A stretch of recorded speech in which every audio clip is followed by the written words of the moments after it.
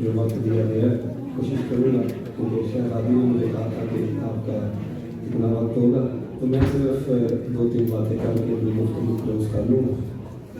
دیکھیں عقیدہ ختم نبوت یہ صرف علماء کا مسئلہ نہیں، نہ یہ پیران نظام کا مسئلہ ہے. جو عقیدہ ختم نبوت کا مسئلہ ہے نا یہ پوری امت کی بقا کا مسئلہ ہے. اور یہ جو لوگ آج ہمیں سمجھاتے ہوئے نظر آتے ہیں نا حالات ٹھیک نہیں ہیں.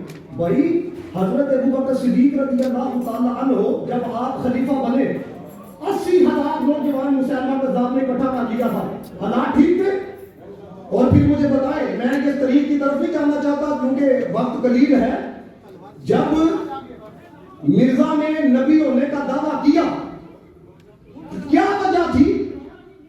مین وجہ یہ تھی کہ یہ جو غلاموں کے اندر نبی کا پیار ہے، نبی کی محبت ہے، یہ فاقہ کش ڈرتا نہیں موت سے، ذرا روح محمدی اس کے بدن سے نکال دو. اور آج جو ٹگے ٹگے کے لوگ علماء کو باتیں کرتے ہیں، بتاؤ مرزے کے مقابلے کے اندر سب سے پہلے اپنے حجرے کو کس نے چھوڑا تھا؟ پیر نے چھوڑا تھا، علامہ نے چھوڑا تھا، جس کو قبلہ پیر میر علی شاہ کہا جاتا ہے. جب لوگوں نے کہا جناب آپ تو فقیر آدمی ہیں، آپ تو صوفی ہیں، آپ اپنے حجرے میں رہیں، آپ نے فرمایا میرے نبی کی ختم نبوت پہ بات آ جائے اور میں حجرے میں بیٹھا رہوں، ایسی بغیرت والی فقیری ہم سے نہیں ہو سکتی.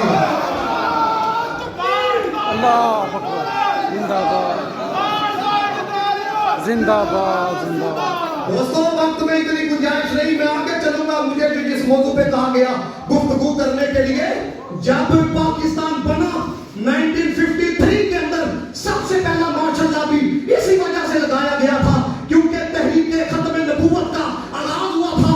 اس وقت جس مرد مجاہد نے گلی گلی جا کے نبی کی ختم نبوت کا پیغام دیا اس کو علامہ مختار خان نیازی کہا جاتا ہے. بتاؤ حالات ٹھیک تھے جب ان کو پھانسی کی سزا دی گئی اور نواب افکار آباد نے کہا، اس نے کہا کہ جناب آپ مرضیوں کے حوالہ سے ہاتھ ہو نہ رکھا کرے، ذرا کمزور بات کیا کرے.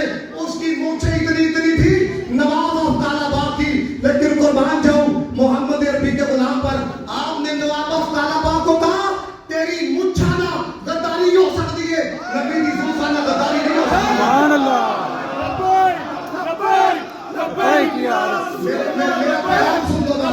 مجھے اس موضوع پہ کلام کرنے کے لیے کہا گیا تھا، اگر وقت ہوتا تو میں اس پہ کلام کرتا.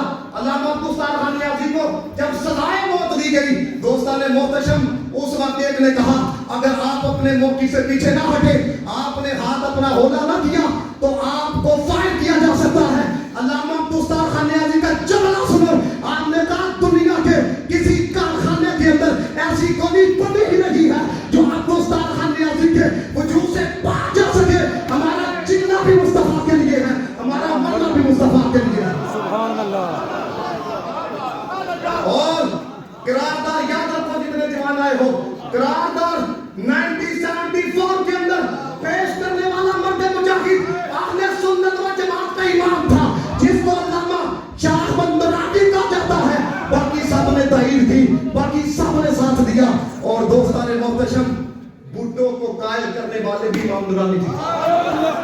جب اس نے کہا بھٹو نے یہ تو مولویوں کا مسئلہ ہے، یہ تو مدرسوں کا مسئلہ ہے، کسی پر فتویٰ لگانا، آپ نے کہا بھٹو تو وزیر اعظم ہے، تیرے مقابلے کے اندر اگر کوئی کرسی رکھ دے اور کہے میں وزیر اعظم ہوں تو تم کیا کہو گے؟ اس نے کہا یا تو وہ پاگل ہے یا تو وہ غدار ہے.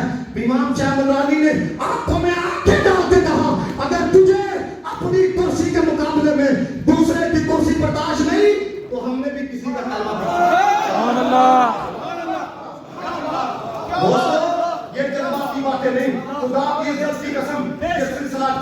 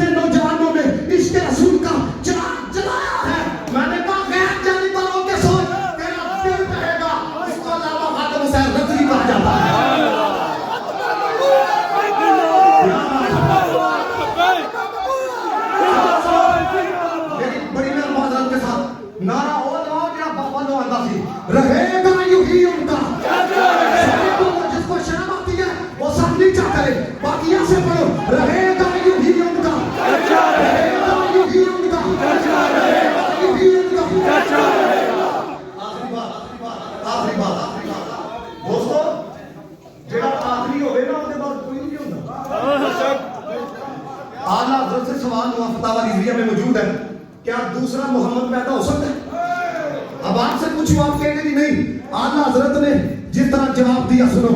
آپ نے کہا کہ وہ محمد صلی اللہ علیہ وسلم جو اللہ کے رسول ہیں, اول بھی ہیں, آخر بھی ہیں, ظاہر بھی ہیں, باطن بھی ہیں, سارے نبیوں کے سردار بھی ہیں, مالک و مختار بھی ہیں, اللہ نے ختم نبوت کا تاج بھی انہی کے سر پہ سجایا ہے.